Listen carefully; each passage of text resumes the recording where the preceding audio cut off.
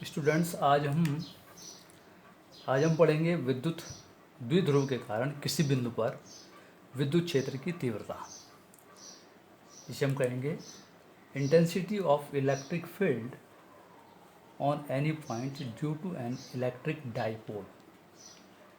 इसकी भी भाई दो स्थितियां होती हैं। एक होती है अक्षीय स्थिति, जिसको हम अनुदैर्ध्य स्थिति भी कहते हैं, एक्सियल और लॉन्गिट्यूडनल और एंड ऑन पोजीशन कहते हैं। और दूसरी जो स्थिति होती है उसे कहते हैं हम अनुप्रस्थ स्थिति या निरक्षीय स्थिति, जिसको हम कह सकते हैं broad side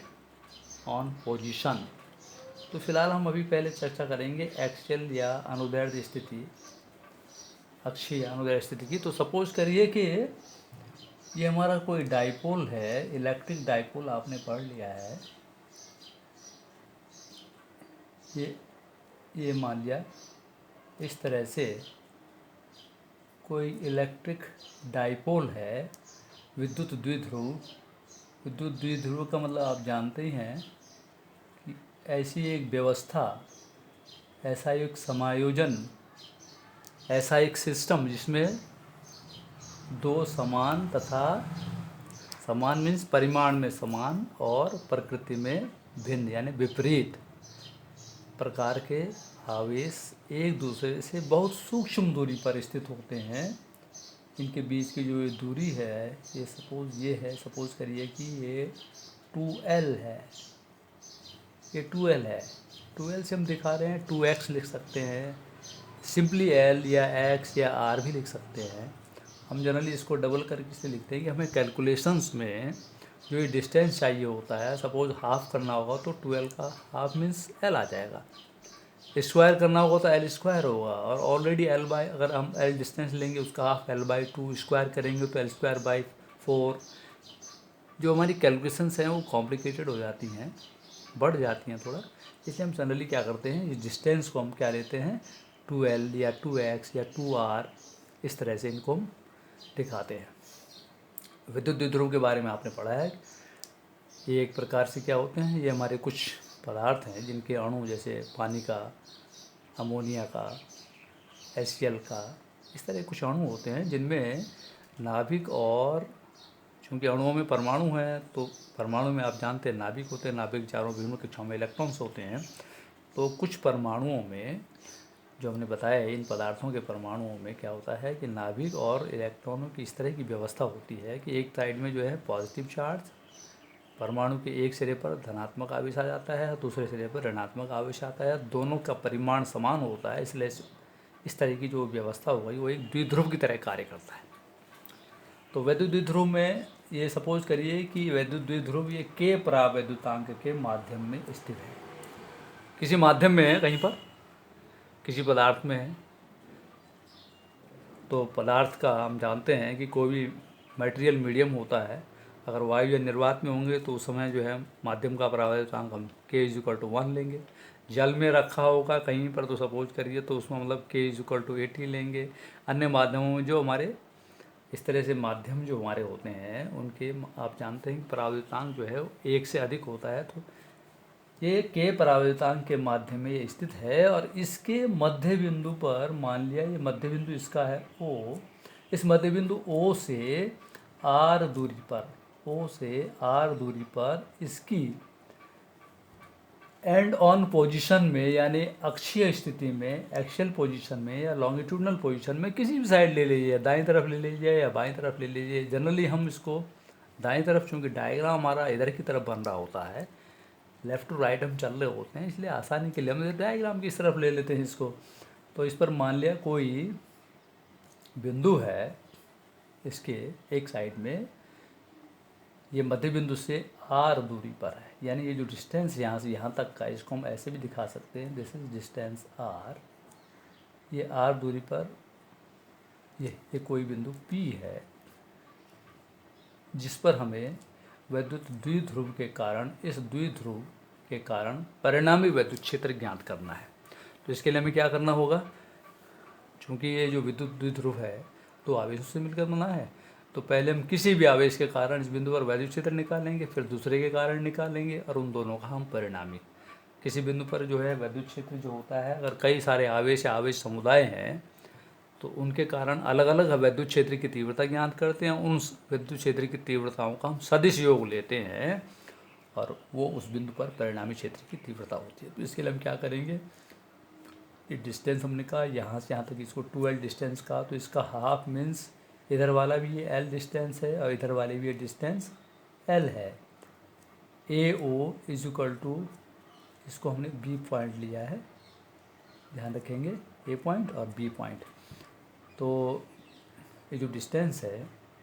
O A O B is equal to L, क्योंकि टोटल डिस्टेंस 2l है। और ओ से पी तक की जो दूरी है वो r है, मान लिया ओ से पी तक की। तो जब अगर हमें इसमें पी, ये जो बी बिंदु है, बी से और पी तक की दूरी लेनी होगी तो naturally this whole minus this distance यानी r माइनस एल हो जाएगा। ये इतना जो डिस्टेंस होगा r माइनस एल हो जाएगा। और जब हमें इस आवेश से -q आवेश से p तक की दूरी लेनी होगी तो हम इसमें क्या है, इतना डिस्टेंस जो है और प्लस कर देंगे, r प्लस एल हो जाएगा। तो चलिए हम निकालते हैं। तो ये हम क्या करेंगे, इसके लिए पहले हम किसी एक आवेश के कारण, सपोज करिए कि +q आवेश के कारण P पर, बिंदु P जो है P पर वैद्युत क्षेत्र की तीव्रता, उसका मान ले रहे हैं, परिमाण रूप में ले लेंगे, वेक्टर रूप में भी ले सकते हैं, परिमाण रूप में ले रहे हैं। वेक्टर रूप में भी लेंगे तो भी कैलकुलेशन हमारी वही आएगी। तो इस तीव्रता का जो मान है वो सपोज E1 है, तो E1 is equal to, formula हमारा होता है, हम जानते हैं कोई +q आवेश या कोई भी आवेश का मान है, उससे r दूरी पर कोई बिंदु है P, ये आपने पढ़ा है, आवेश के कारण P पर वैद्युत क्षेत्र की तीव्रता, यानी बिंदु आवेश के कारण किसी बिंदु पर वैद्युत क्षेत्र की तीव्रता, उसका फॉर्मूला क्या होता है, E is equal to 1/4πε0 capital K Q upon R square, इतने न्यूटन प्रति कूलम होता है। अगर वो क्या है, जो बिंदु आवेश हो किसी के परावैद्युतांक के माध्यम में स्थित है, तो 1/4πε0 capital Q upon R square newton प्रति कूलम। इस तरह से +q आवेश के कारण अगर P पर वैद्युत क्षेत्र की तीव्रता सपोज अगर E1 है तो E1 इज इक्वल टू, इसी सूत्र से निकालेंगे 1/4πε0 के, जिस आवेश के कारण है उसका परिमाण लेंगे, दैट इज Q अपॉन दूरी। इस Q आवेश से, Q आवेश बिंदु B पर है, इसके कारण यहाँ तक की जो दूरी लेंगे, O से P तक की दूरी R है, O से B तक की दूरी L है, तो ये जो बाकी दूरी आवेश से यहाँ तक की दूरी that is R minus L, distance हो गया R माइनस एल का होल स्क्वायर, इतने न्यूटन प्रति कूलम हो जाएगा। डायरेक्शन, क्योंकि विद्युत क्षेत्र जो है वो सदिश राशि है, हमेशा क्या होगी इसकी, विद्युत क्षेत्र की जो हम दिशा दिखाते हैं, यदि यहाँ पर एक धन परीक्षण आवेश लेंगे तो इसके कारण इस पर प्रतिकर्षण बल लगेगा, दिशा उधर होगी, प्रतिकर्षण मीन्स उधर, तो वैद्युत क्षेत्र की दिशा भी उधर ही होगी, यानी B से P की ओर। तो हमारी जो E1 की जो डायरेक्शन होगी वो इधर होगी ऐसी, तो इसको हम कहेंगे BP दिशा में, BP ये इतने इस दिशा में है। इसी तरह से -q आवेश के कारण, -q आवेश के कारण P पर, जो बिंदु P है, P पर वैद्युत क्षेत्र का परिमाण या वैद्युत क्षेत्र की तीव्रता का परिमाण जो लेना है, वो सपोज अगर E2 है तो E2 इज इक्वल टू, बिल्कुल उसी तरह से सूत्र लेंगे 1/4πε0 दिस के Q upon distance S minus Q से P तक की जो दूरी है, O से P तक की दूरी R है, AOL है, तो टोटल जो डिस्टेंस होगा A से P तक वो R प्लस एल, ये हो जाएगा R plus L whole square, इतने न्यूटन प्रति कूलम हो जाएगा। ये किस डायरेक्शन में है, ऋणावेश, इस पर ये सपोज पॉजिटिव चार्ज अगर हम लेते हैं यहाँ पर तो आकर्षण होता, मीन्स ये इधर की ओर आता, तो क्या होगा, विद्युत क्षेत्र की दिशा P से A की ओर हो जाएगी। जो E2 होगा हमारा, E2 की डायरेक्शन वो ये होगी इधर की तरफ E2। ये -q के कारण P पर विद्युत क्षेत्र है, इसको कहेंगे PA दिशा में, PA दिशा में। तो परिणामी, इसलिए P बिंदु पर जो हमारी कुल विद्युत क्षेत्र होगा, विद्युत क्षेत्र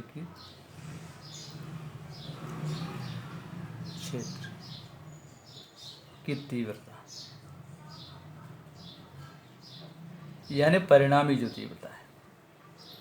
परिणामी जो निकालेंगे हम, परिणामी विद्युत क्षेत्र, परिणामी तीव्रता हम कह रहे हैं वो हो जाएगा, मान लिया E है सपोज, तो E इज इक्वल टू इन दोनों के वेक्टर सम, दोनों के सदिश योग के बराबर। सदिश योग, अब देखिए E1 की डायरेक्शन इधर है, E2 की इधर है, दोनों एक दूसरे के विपरीत दिशा में है। E1 इधर,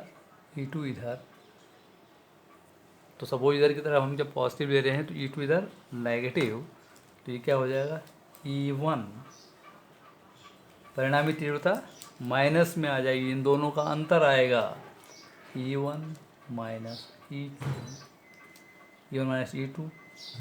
क्योंकि E1 is greater than E2। कैसे, E1 का मान है, देखिए जो हमारे पास ये जो राशि है E1 की वैल्यू ये है, इसमें आप देखेंगे कि ये पूरी ये 1/4 पाई एप्सिलॉन 0 कैपिटल के Q इसमें भी है, इसमें भी है, ये जो अपॉन में डिनोमिनेटर में जो हमारे पास जो ये है r minus L whole square, r plus whole square, ये बढ़ जाती है वैल्यू, प्लस करके स्क्वायर और बढ़ जाएगा, डिवाइड करेंगे घट जाएगा ये मान कंपैरेटिवली इसके पहले वाले की तुलना में, E1 की तुलना में E2 का मान कम होगा, इसलिए E1 is greater than E2। तो ये होगा E1 माइनस E2 से, तो हम लिखेंगे 1 ये पूरा लिखेंगे 1/4 पाई एप्सिलॉन 0 कैपिटल के Q, या हम इन दोनों को माइनस करेंगे, Q/R minus L whole square, this whole upon 4 pi epsilon 0 capital के Q/R plus L whole square. ये माइनस किया हमने यहाँ पर, E1 माइनस E2 क्या है, तो E1 is greater than E2। सदिश रूप में अगर हम लिख रहे होते इसको तो E1 वेक्टर फॉर्म में लिखेंगे, तो E1 vector 1/4 pi epsilon 0 capital Q/R whole square, और उस दिशा में हम इसके साथ एक यूनिट वेक्टर ले सकते थे, चूँकि ये एंड ऑन पोजीशन है, एक्सियल पोजीशन में है, लॉन्गिट्यूडनल पोजीशन में है, तो उसके साथ हम एक यूनिट वेक्टर जनरली हम I से दिखाते हैं, तो हम उधर I ले लेंगे। चलिए, एक डायरेक्शन में I हो जाएगा अपोजिशन में, या अपोजिट डायरेक्शन में वो -I हो जाएगा। तो इस तरह से हम उसको भी निकालते हैं, फिलहाल हम परिमाण रूप में सीधा निकाल रहे हैं, तो इसको हम कैलकुलेट करेंगे। कैलकुलेट करने के बाद हम पाते हैं इसमें कि जो परिणामी तीव्रता है इन दोनों में, ये जो क्वांटिटी है ये जो हमारे पास है ये सेम है, तो ये कॉमन आ जाएगा 1/4 पाई एप्सिलॉन 0 कैपिटल के इंटू Q कॉमन आ जाएगा, और ये हो जाएगा 1/R minus L whole square minus 1/R plus L whole square. इसको सॉल्व करेंगे आप,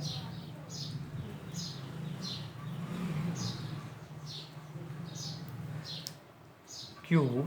और इसको अगर हम सॉल्व करेंगे तो ये दोनों का R स्क्वायर, ये भी एलसीएम में आएगा, ये भी आएगा, तो ये जाएगा R minus L whole square, और दिस में तो ये हो जाएगा R स्क्वायर, क्योंकि फैक्टर्स हैं, R square minus L square का भी होल स्क्वायर, ये हमारा जब हम एलसीएम वगैरह इसको सॉल्व करेंगे, इससे इसको जब डिवाइड करेंगे, यानी ये दोनों ही एलसीएम में आएंगे, इससे डिवाइड करेंगे तो ये बचेगा, इसका ऊपर multiply, that is R plus L whole square minus R minus L whole square, ये इसको, इस वैल्यू को हम सॉल्व करेंगे तो हमारे पास आएगा 1/4 एप्सिलॉन 0 के इंटू क्यू इंटू, ये सॉल्व करेंगे, स्क्वायर ब्रैकेट है R square plus L square plus 2LR, इस ब्रैकेट खोलेंगे। चलिए तो हम इसको सॉल्व कर लेते हैं, R square plus L square plus 2LR,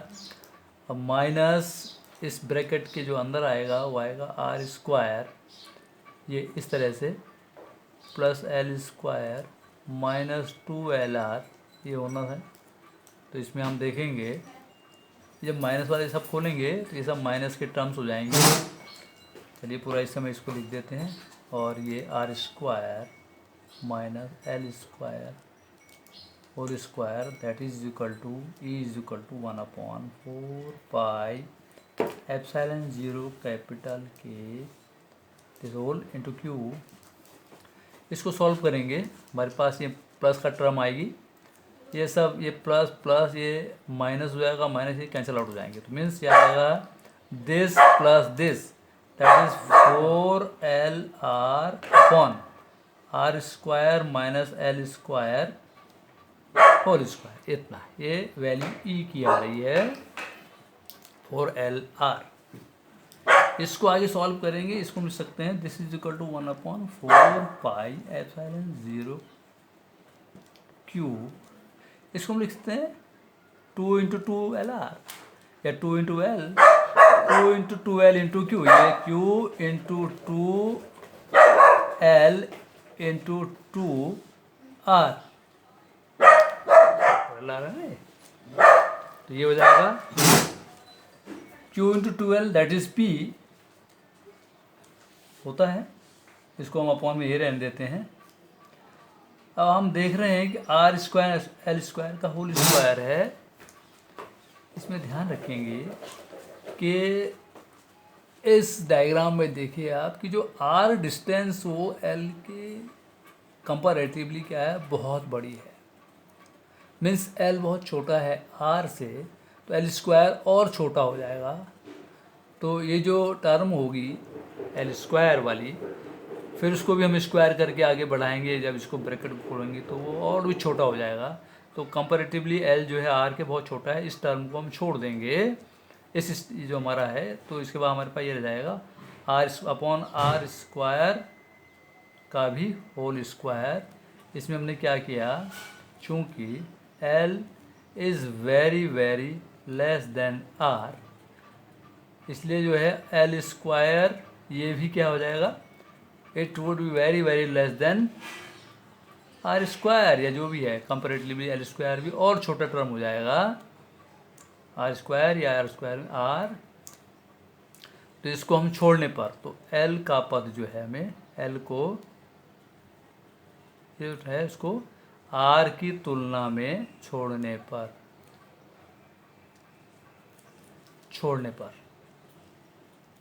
इसलिए हमने इसको छोड़ दिया, तो हमारे पास ये आएगा Q into 2L that is P, जिसे हम वैद्युत द्विध्रुव आघूर्ण कहते हैं, तो 1/4 एप्सिलॉन 0 के ये तो इतना है, Q इंटू 2L इसको P कहते हैं वैद्युत द्विध्रुव आघूर्ण, और उसको फिर 2 से मल्टीप्लाई करें तो 2 ये आ गया into P into R upon R square का उसका that is R to the power 4, R to the power 1 R to the power 4, ये कैंसिल आउट, एक पावर हो जाएगी, ये आ जाएगा दिस इज इक्वल टू, यानी जो परिणामी वैद्युत क्षेत्र है E is equal to 1/4 epsilon 0 to K this to 2P upon R cube, इतने न्यूटन प्रति कूलम, ये फॉर्मूला आपका यहाँ, इसको आप अप्लाई करेंगे, ये हमारा परिणामी तीव्रता निकली है किसी वैद्युत द्विध्रुव के कारण वैद्युत क्षेत्र में स्थित बिंदु P पर जो परिणामी वैद्युत क्षेत्र है उसको हम इस सूत्र से हम निकालेंगे। इस पर आप कई बार बोर्ड एग्जाम में 2 नंबर के लिए या 3 नंबर के लिए पूछा जाता है, इस पर न्यूमेरिकल्स भी आ सकते हैं। तो अब इसको सॉल्व करेंगे। आई थिंक आप ये समझ गए होंगे। इसके बाद हम इसके नेक्स्ट पोजीशन, जो नेक्स्ट एक और जो इसका है, यानी जो है आपका अनुदैर्ध्य स्थिति जिसे हम कह रहे हैं, अनुदैर्ध्य स्थिति का मतलब हो गया हमारा, उसको हम कोशिश करेंगे, उसको भी इसके बाद करते हैं। फिलहाल आप, मैं समझ में आपकी समझ में आ गया। 2p/r3 ये फार्मूला है, ये ध्यान रखेंगे। यानी विद्युत द्विध्रुव के कारण किसी बिंदु पर, जो बिंदु उसकी अक्ष पर स्थित है किसी भी साइड में, उस पर विद्युत क्षेत्र की जो तीव्रता है इस सूत्र से लेंगे, E=1/4πε0 K 2p/r3। अगर हमारे पास माध्यम, अगर ये विद्युत द्विध्रुव जो है किसी ऐसे माध्यम में रखा है जैसे वायु या निर्वात में, तो वहाँ पर K=1 हो जाएगा। ऐसी स्थिति में K का मान 1 रखेंगे, E=1/4πε0 K=1 हो जाएगा उस स्थिति में 2p/r3। Thank you.